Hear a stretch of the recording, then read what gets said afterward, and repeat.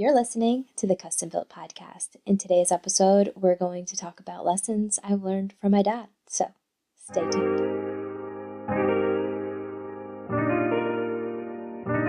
It's coming up to 9 years since I've lost my dad to pancreatic cancer. But it was a really great time for me to reflect and think about where I am right now in my life to who I was when he passed and what I was doing and how it's really shaped how I show up as a home builder, as a designer. And I wanted to share some of the life lessons I've learned from him when it comes to building your home and designing it. So when my dad passed, I was actually pregnant with my daughter, and I was going through school at the time. So I was going for my master's degree in interior architecture and design. So it was a really big time in my life where things were starting and ending, right? And so it was a time where I really wasn't able to allow myself to fall into this deep depression of grief. And, that's another conversation for another day of how I handled through all of that and, my journey through grieving and postpartum and becoming a new parent. But what I really want to focus on today is the larger than life experience like my dad always had. And how he showed up, and then how that's really shaped and what I'm reflecting on now, and how I think it could be really beneficial for you as a homeowner when it comes to designing and planning your home renovations. A little about my dad is, he was in the Vietnam War, he was on the Enterprise in the Navy, and experienced some horrific things. And these are things that I didn't fully grasp until after he passed. He talked about it a lot, but he kind of romanticized it. But that was kind of my dad. He was this larger than life, big presence in the room and just so charismatic. And, people generally just were really drawn to him. He was just always happy and exciting. And he just went after life in the way that felt right and good for him. He was so unapologetically him that it almost gave other people permission to just be like, all right, let's let loose and have fun, because that's what he was focused on, his experiences. And I'm speaking for him in a way now, without these being his words, but the way I see it is, he lived through such trauma when he was in the war, and that he wasn't going to allow that to affect his whole life, and he was going to do the things that he loved to do. And the one thing he really loved to do was woodworking. And I just remember these times where, me and my parents would be sitting around the dining room table and we'd be discussing how we're going to renovate our home. My parents built the home that I grew up in. I was 2, I think, when they finished building. And so there was just some special connection to that home just for that, their own hard work went into building it. I mean, I don't mean they hired other people. My dad and my mom were on ladders, framing it, building it. That was their blood, sweat, and tears in that house, right? And so when we would sit around the table and design, these were things we were designing and dad was going to build it. And that was just the experience I had. And so when I talk about bespoke living and designing to your livelihood, I mean, this is where it comes from in the core of who I am. And, these are things that, my dad really taught me that there's a difference between somebody doing something that they love versus something that they're obligated to do. So he loved woodworking. There is so many pieces of furniture in my parents' house that was built from, the love of my dad having, wanting one to create something. Most of the time it was for my mom and for something that she had a need for, a giant chest for her blankets or displays for her collectibles. And, my dad just loved to take on that challenge of designing, and he would, add his little flair to it. I mean, I still have a stool that he built for me because I love giraffes. He made it in the shape of a giraffe, and it's so cute. And I'm so grateful and thankful that I have something like that today, but it just shows how much like he loved and the detail that he added to it and the craftsmanship that goes into something when you love doing what you do.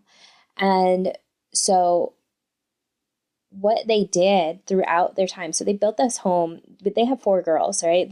We have large bedrooms because we were 2 to a room for a while. And I'm the youngest of us 4.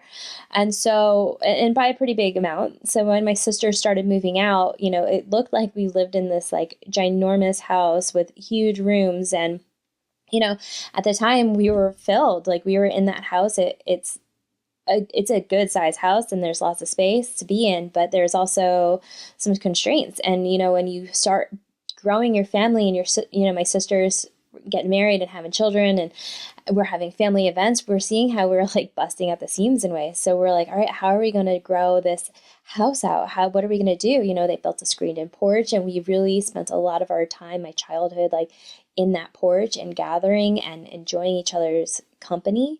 And then there's, the events when we would all be in the kitchen and cooking and spending that time. And when I talk about think about how you move and function in your home, those are the times that I'm talking about.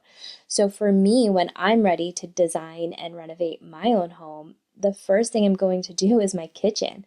It is not the most functional. I also know I don't cook a ton, but when I do, and when my family's in town or when it's a holiday, I really love doing like holiday cooking. I love it when my kids can be there with me and enjoy it. And then when we are entertaining, that people kind of just come naturally to the kitchen. I don't know if that's true for everybody. I'm sure it is for a lot. That, you can relate to that. Like you congregate into the kitchen and there's just this togetherness of being there and enjoying the space. And, sometimes food can really just bring people together. And so when you're designing and thinking about how you're going to renovate your home, these are the moments I want you to focus on. Where in your home do people naturally gather? And is that space working for you? Would the space be better if you can enhance it a little bit? What would that look like if you had, your dream space of having everybody in there? What is it about that space that brings you there? Is it the warmth? Is it the company? Is it what is it exactly? Maybe you don't have to put a finger right on the what, but if you can get an idea of what it is that's bringing you in, that's bringing the crowd together, that's where you want to really focus in your home, right? And you want to focus on the spaces that feel great for you.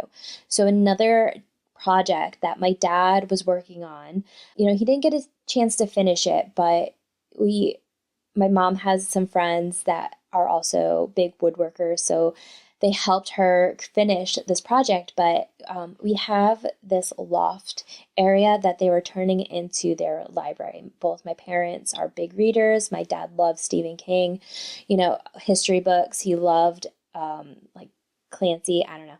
So he built and started building out these beautiful wood shelves for the office, or I'm sorry, not their office, but their loft. They were basically creating this library space for all their books. And then they were going to bring in their antique desk and make it just this nice place for them to sit and relax and be in. Because at this point, all their kids are gone. It's just my parents in this home. And now they're ready to really live in it the way that they want to live and move in their home without having to think about other people for once, right?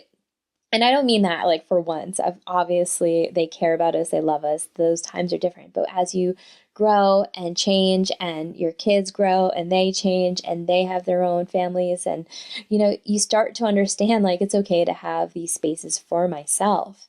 And my dad, even like when VHS and DVDs were big, like he created this big catalog with drawers for all our DVDs. Again, they were big movie buffs. Like they loved watching a good movie together and they had the surround sound. So they would make their lives and build their home into the way that made the most sense for them.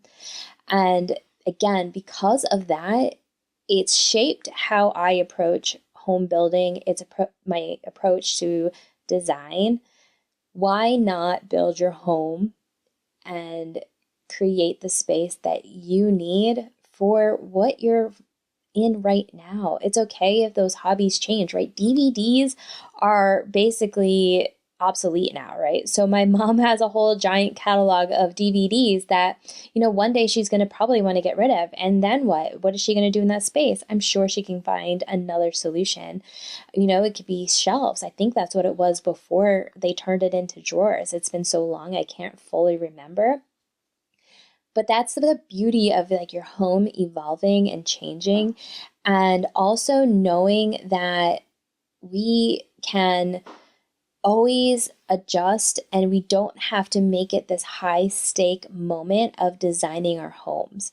So I know that can be paralyzing in a way when you want to add some shelving, but you're like, oh no, what if I don't need this in a few years? If you're thinking about it like that, or if it's a hobby that, you're just getting into and you don't really know if you'll continue, but you really want to display what you have now. I say go for it. I mean, go all in and display it. And then what? Change it. It's okay. We change, we evolve all the time. It doesn't need to be this high stake moment to make these choices and these changes. Now, obviously, that might be different if we're talking about like kitchens and bathrooms and, high ticket costs. But if money isn't an issue and time to change it is okay, and you're okay with living through that renovation time frame, I mean, take those chances in those bigger spaces too. I mean, what do you really have to lose? And what if you love it? I mean, think about that. Think about if you go all in and you take a chance and you do something a little outside the box that's not the norm. Really, what's the worst that can happen? What if you love it? What if it's like, oh my gosh, this was way better than I even imagined? And you get to live in that. You get to experience it. And then how does that change your day to day when you are in a space of like, wow, this is better than I even imagined it? Really talk about like a fulfilled moment, right? And so I really just want to share these things with you because I feel like my dad really emulated that. And he lived in this moment of like, let's just do this. Let's go for it. And I'm going to try it out. And if it doesn't work, then it doesn't work. And if it does, then all the better for it. Or I'm going to learn from what I didn't do right this time because I'm a student of woodworking and I'm a student of creating and building, and I'm a student to life. And that's really, again, I think it helps show and introduce to you a little bit of like where my mindset, where my, I guess, code of conduct comes from when it comes to designing and approaching life. I'm a student to life and I'm going to continue to learn and grow. And I'm always going to be an advocate for you in your home and for you to live in a space that is the most fulfilling, the most safe, sacred space that you have, and to make it more for you than anybody or anybody else. Okay. Again, I really am talking to people that are in their homes and they plan on staying in their homes for a long time. And you love the space that you're in, you love your neighborhood, and you feel safe in general. And you're able to really create the home that is your sanctuary and make that function for you and your family and how you live. And how does this also matter when you're talking about hiring somebody to do these projects for you, right? So maybe you're not the woodworker. Maybe you don't want to be the designer and figure out how these things are all going to work. That's where you're going to want to find somebody who is passionate about their craft. You want to find somebody who is not jaded in the work that they're doing, because now when you're jaded and you're in it, it is more of an obligation and the love is gone, or it's buried. It might not be gone. It's just that it's so buried deep into this day-to-day life and their day-to-day experiences that, they've lost the luster, the fun that is building and creating. And this is very much a creative outlet for a lot of people. And even if it is traditionally a craft rather than a art, there is such an art to it still. There is still this passion and creativity of building a home to reflect who you are. And you want to find the people that are still passionate, who are still excited to bring you what it is that, bring your dreams to life. And they love what they do. You will have the craftsmanship compared to somebody who is jaded to somebody who is passionate. They might take a little bit more time, the passionate one, because they care, but you're also getting the love and the energy that's being built in it at that time versus somebody who's just here to do it out of obligation. I mean, even like I said, just think about the energy that goes into that build.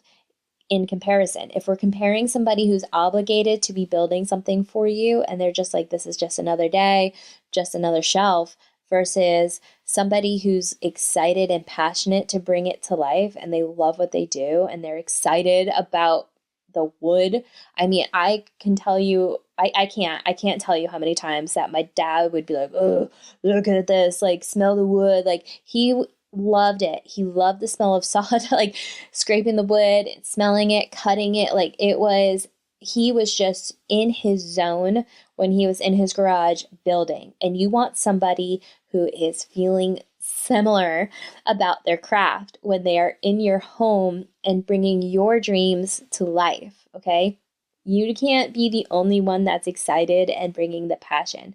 And also think about it like that. If you're excited to have this home renovation and bring this vision to life, but you're working with people that are just here I am just for another day, another job, doesn't that kind of dampen the excitement? Don't you want somebody that's just as excited to bring this to life as you are and to share that special connection of creating? It's such a privilege. That is what it is. It's a privilege to be in someone's home and to be hired as a builder or their designer and to help them bring their visions to life. To me, that is a privilege. And I really, truly believe that you want to find the people that also believe that is a privilege to be in your life to do this job. It is not just about the bottom dollar all the time. Of course, we still need to make the money. What's better than doing something that you love to do and making a living out of it? It's no longer work. And when you have people that are still excited to bring your vision to life, man, I think you've just hit the lotto when it comes to your home builder. So I really want you to take that to heart and think about, these lessons that I've learned from my dad. Take lessons from my old man here and the passion that he had for his woodworking and for building. He still built houses. That's what he did. And that was for fun. He used to work for the Long Island Railroad. He was a conductor, for a long time. And then when he couldn't do that anymore, he built. And then when he had a spare moment, he was in his garage still building and creating. He made countless toys for my nieces and nephews. He made a full-on wooden pirate ship for these kids. It was incredible. And they still talk about it to this day. It's still around and it's so special. And it's special because he loved what he did and he loved what he put his energy into. It was not an obligation. And when you have somebody that is passionate and cares about the work that they're doing, the energy that's left in your house is energy full of love and excitement. And like I said, it's a privilege. It's a privilege. And if someone's not treating your project as a privilege to be able to work with you, to be able to bring your vision to life, then I don't think they should be the right person. Or maybe remind them how this is a privilege gently, right? You don't need to say, hey, this is a privilege. And, Katie over there says it is, and you should be way more respectful about it. No, I'm saying just find the people that are excited, that they really do value what they have in front of them and that they get to do this with you. It's a co-creation, and it's such a beautiful, beautiful process when you can come together and find the right team that are full of passion and excitement and love what they're doing. And so I invite you now to think about your spaces in your homes that people gather in, and why do they gather there? And think about things that you are passionate about. And are you giving yourself time in your day to do the things you're passionate about? Are you doing things out of obligation personally? Are you seeing the privileges that you also have, that you get to do through your work, through your dharma, through what you provide and share with the world? Are you recognizing that privilege too? Because I don't know that I was until that very moment I said it today. So I hope this sits and resonates with you. I hope you can feel a little piece of my dad with that and honor him a little with, feel how much he's missed and loved, and how amazing his work and how it shaped how I approach building and designing. And I hope it inspires you to find people who are also passionate about what they do, just like my old man was. So if this was something that was insightful and resonated with you and you want to share this, please do. Make sure you hit subscribe to this podcast wherever you listen to your podcast. And you can catch me on Instagram and Facebook at Hello Katie Go. And I will be opening up the Blueprint to Build again soon, which brings you and walks you through the process of pre-construction. It gets you pre-construction ready, so that way when you do find that passionate builder, the one who still loves what they do, then you have a nice pretty little package to hand to them, so you know how to bring that vision to life. So I hope you have a wonderful, beautiful day, and I'll catch you next time. Bye-bye. Thank you for hanging out today. If you liked what you heard, please make sure you hit subscribe, and I hope to see you again next week. Have a good one. Bye-bye.